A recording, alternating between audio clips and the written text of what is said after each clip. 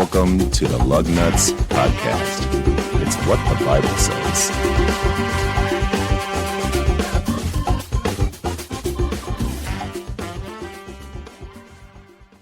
Good afternoon. I just wanted to do that and see your guys' reactions.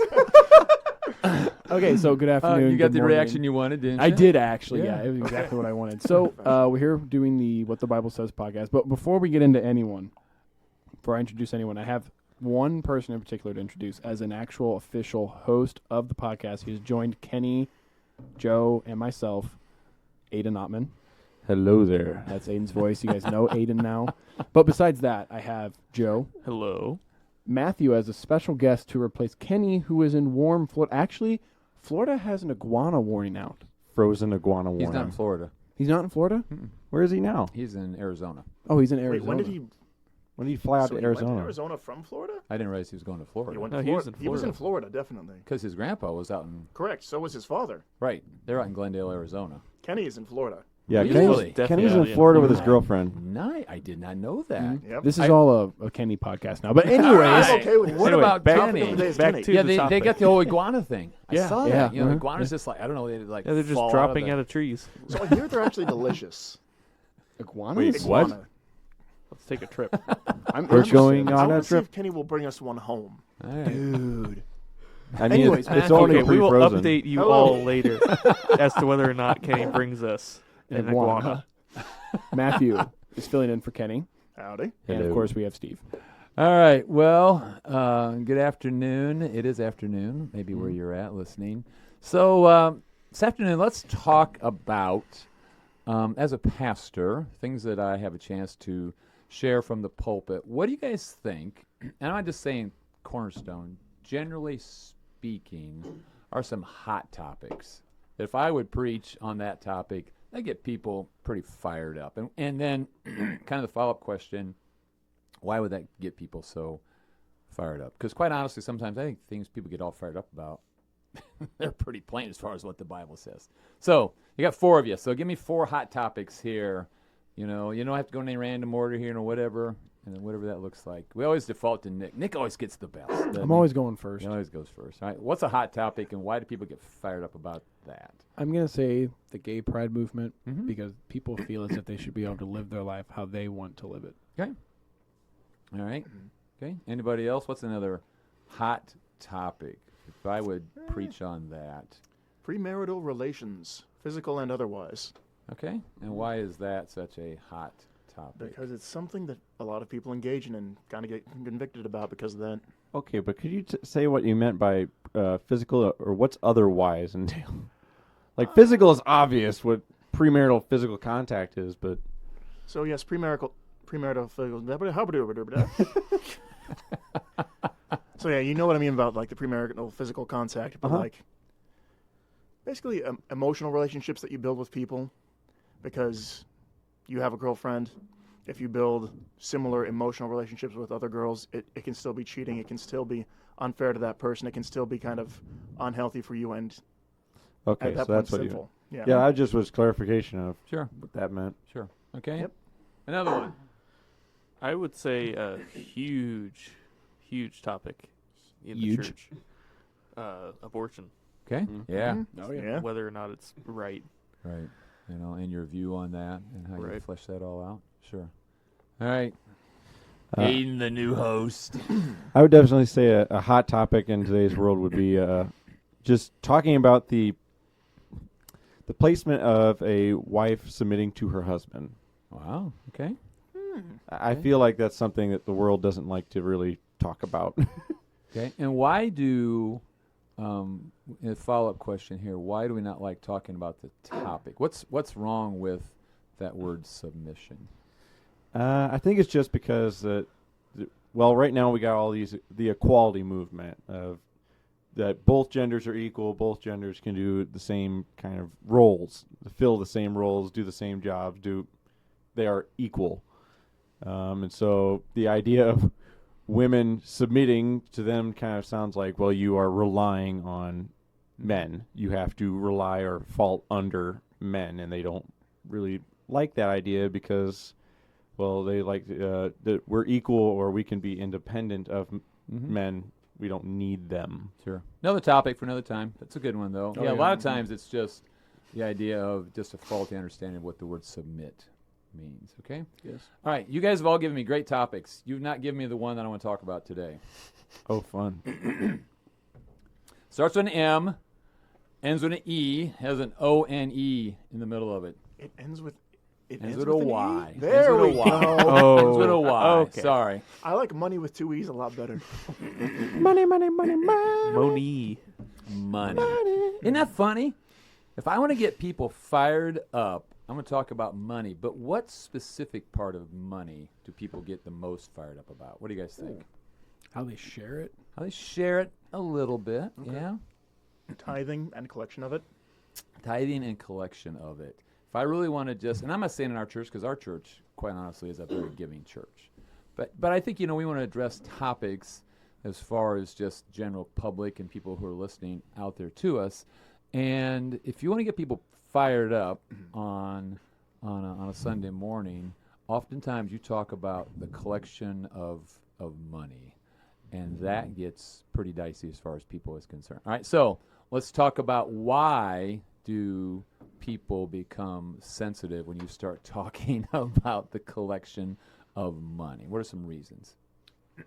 I'm going to say one is that they feel convicted about it.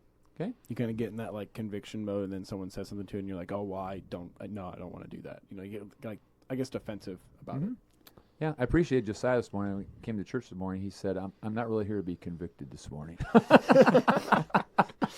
I like that a lot. Just put it right out there, right from the very beginning. Pastor, just kind of tone it down a little bit. I'm not really too interested in being convicted. What was this your morning. exact quote? Was you're going to want to leave then? Yeah, probably you might want to leave. Yeah, it was something like or, that. or whatever. So yeah, it brings conviction. That's why people oftentimes don't like the topic of giving or tithing. Okay, what else? What's some other reasons?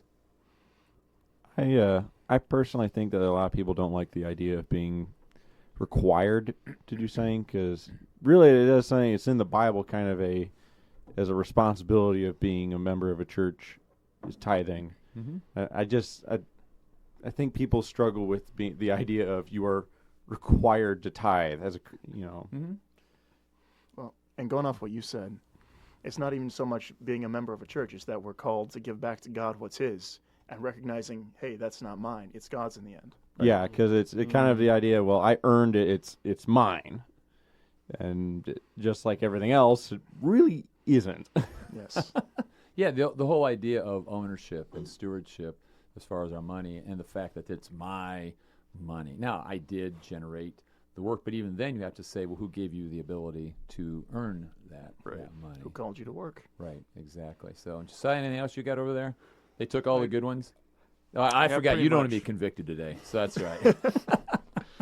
You just sit there and play with the buttons and just kind of just make sure we sound good as far as the mix Make sure we don't blow everybody's eardrums out Is- on the podcast. is concerned. So, That all is right. true. So I think that we can safely say that the Bible does speak a lot about money. I don't have the exact amount of verses, but actually the Bible speaks more about money than it does heaven and hell. Wow. Yeah, it does. It speaks a lot about money because money. So here's one of these ones we talked about that are verses that are misused a lot. Right, and you hear this a lot. Money is the root of all evil. Okay, have you guys heard that before? Yep. Yes. Is that true? No, the No. love of money The is the root. love of money. Nice. Good job. Money in and of itself is morally neutral. It's how you use it. But it is something that God has said, I expect you to handle well. And it is something that God has said that is supposed to be done in a way that would be honoring and pleasing to me. So we're going to go back and take a look at the book of Leviticus, chapter 23, verse 10. So here's another question here. Does New Testament, our church today, not that we're not new and old, we don't say, but today, as far as the church is concerned, is tithing taught to the New Testament church? Yes. Yeah, it is, but it's taught differently than it was In what way? Because, hold on, we've talked about this before. Because the Old Testament. Hold on, this is a trap. I know it's a trap. I Steve's love over here. trapping the Trick lug. question. I love trapping the lug nuts. The Old Testament deals with a 10% tithe. Right. The New Testament, Paul says you are to give what you can. Right. It's more proportionate. So actually, and we're going to get to that passage, okay, so when we start talking about tithing, I don't have anything wrong with the tithe. You want to call it a tithe, give your tithes and offerings, that's right. But as far as actual, what does God want from us today, we're going to take a look at some general principles and then the specific principles as far as that. Because here's the reason why. In this room, how much money has been spent to outfit this room? Just ballpark figure. What are you thinking?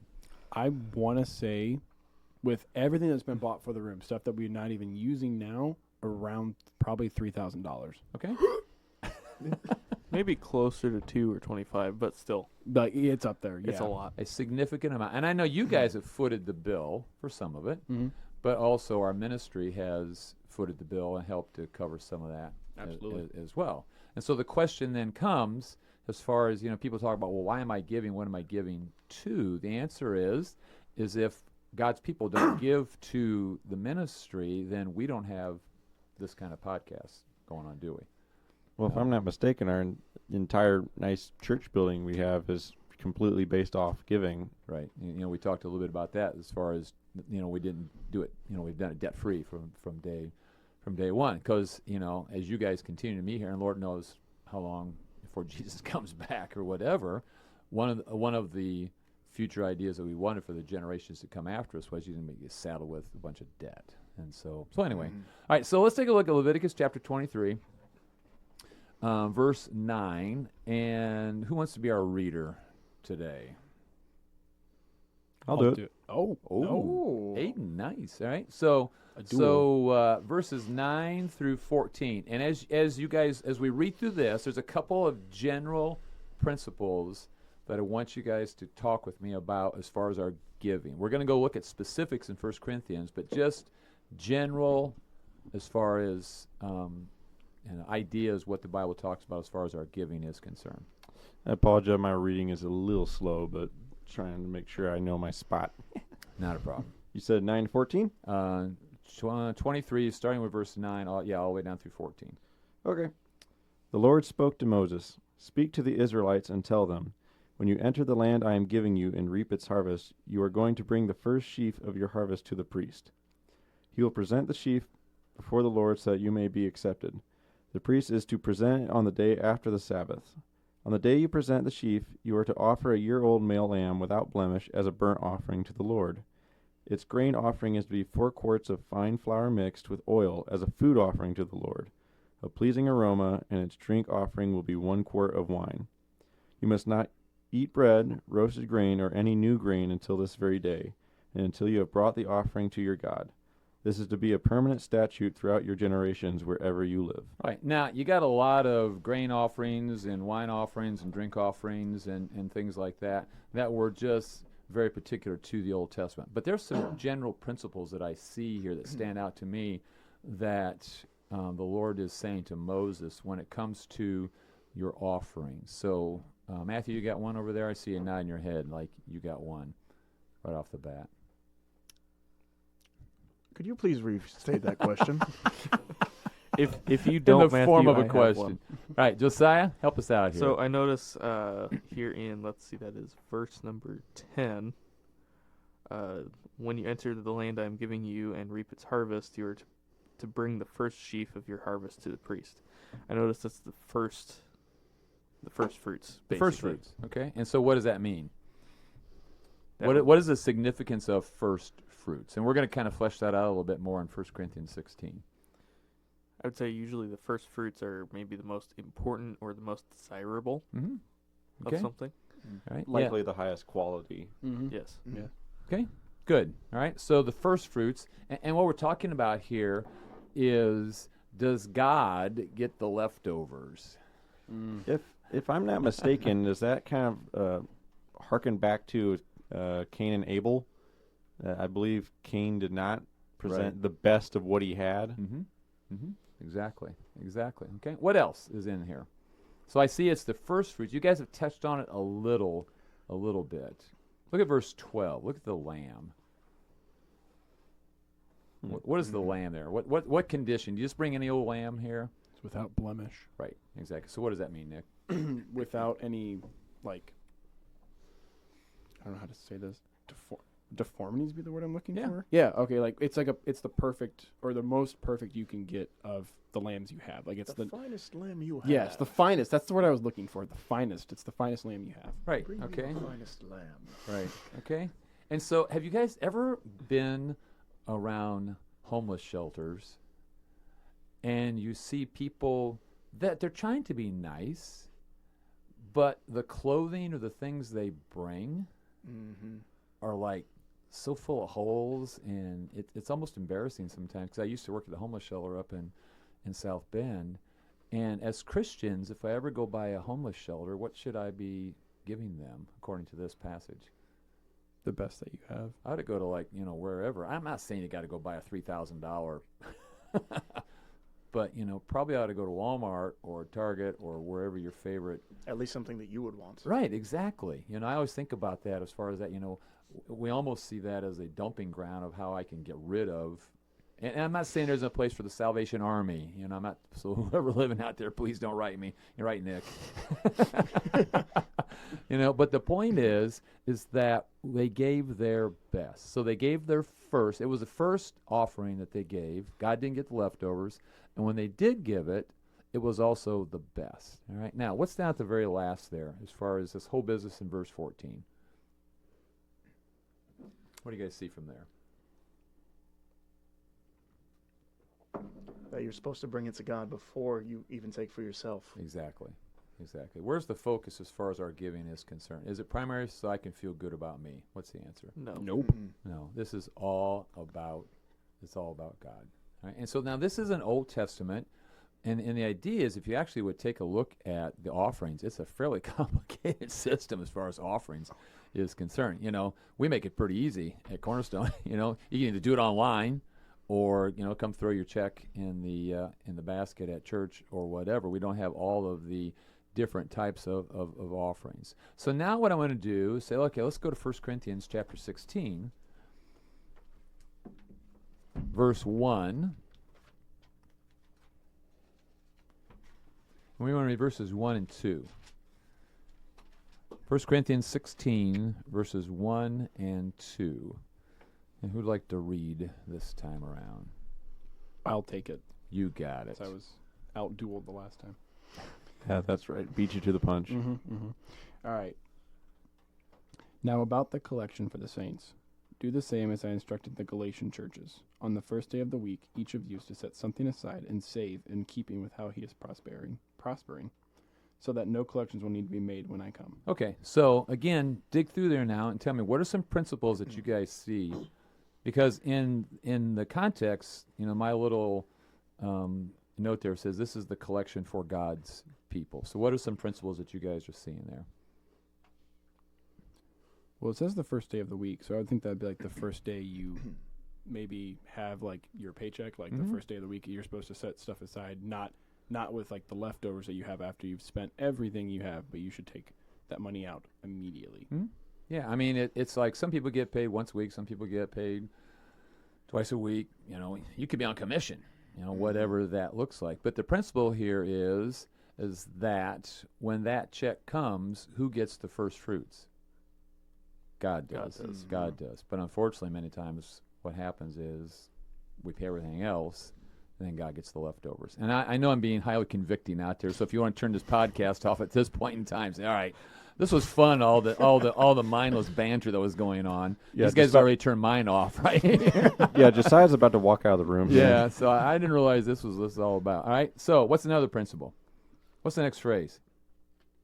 Save in keeping with how he is prospering. The one before that. On first day of every week, what's the next 4 words? Each one of you. I will tell you as a pastor, that's the main problem as far as why churches don't have the money they need, because not everybody plays. Okay? If everybody plays, then usually there's enough funds. Now, here's the deal. I have no idea what the four you guys give, or if you even give. All right? I have no idea anybody at Cornerstone, because from the very get, I never wanted to know what was going on as far as the giving is concerned. Because, quite honestly, I didn't want me to be skewed in some way, shape, or form as far as the giving is concerned. But I do know that just generally speaking, one of the issues, you guys all heard the 80-20 rule? 80% of the work's being done by 20% of the people. All right? And unfortunately, I'm not talking about Cornerstone, I'm talking about churches in general, that becomes one of the problems. And then what happens is, if you have a particular person leave, all of a sudden, and that, it can be used this way too, unfortunately. Sometimes churches, there's people who give, and they kind of control the purse strings, so what's going on.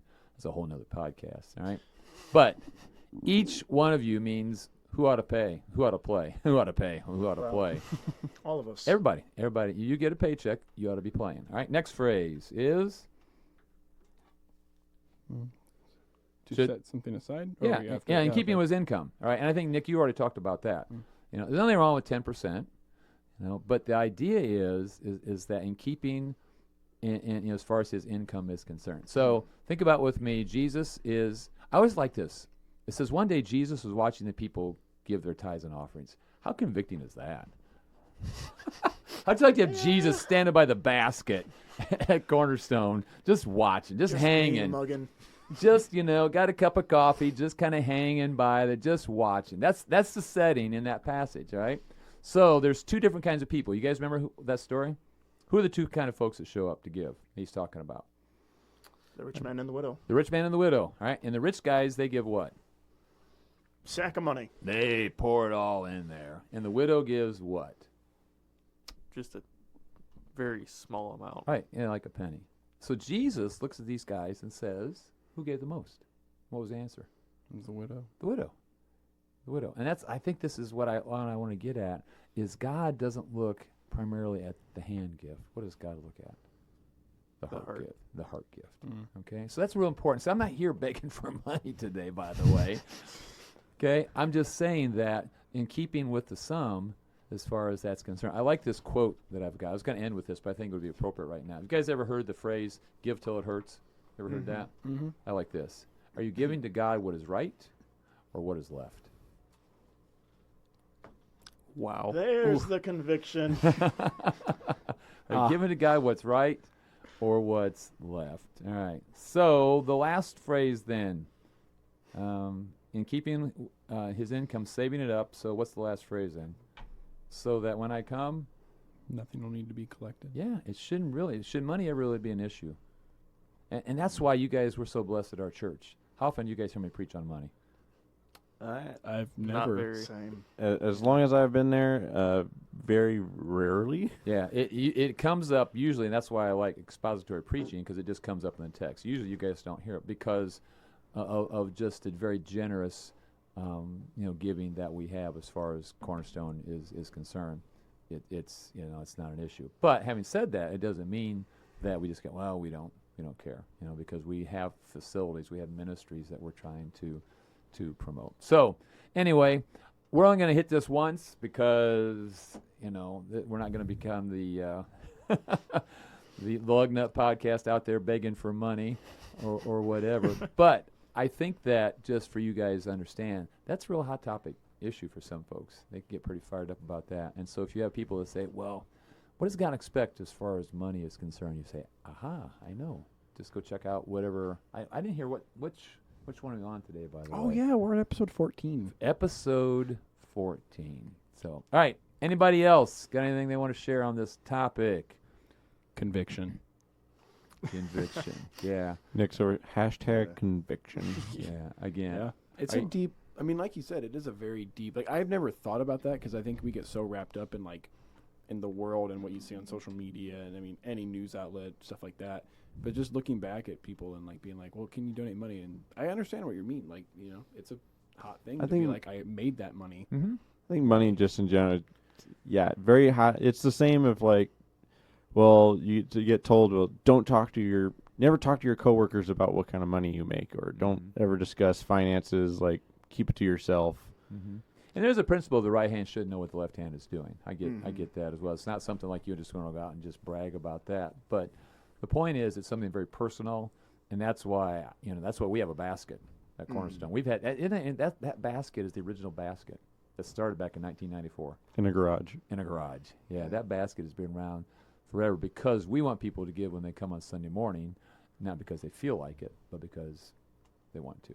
So I've never thought about that because at my old church they passed a plate around during service. right, and we're not anti-plate, we're not, because passing a plate can be a very worshipful experience. So we don't ever look at people and say, that's a bad thing, bad church. You pass a plate. But we've always wanted. Well, part of the reason that we've always wanted is because one of the knocks that churches get is that's the only reason you invite me is because you want my money. And we want to erase that at the door right away because as you guys have seen lately at Cornerstone, we got all kinds of new folks walking in the door. And what we don't want them to do is to feel like that's one of the things that we're after. So, Oh, yeah. Final thoughts. Anybody else? Good topic. I agree. Good topic today. So, all right. Well, I guess you guys are going to sign off here as far as around the table. Mm-hmm. All right. This has been Nick. Matt? Joe. Aiden. And as always, don't forget, Jesus loves you and So do we.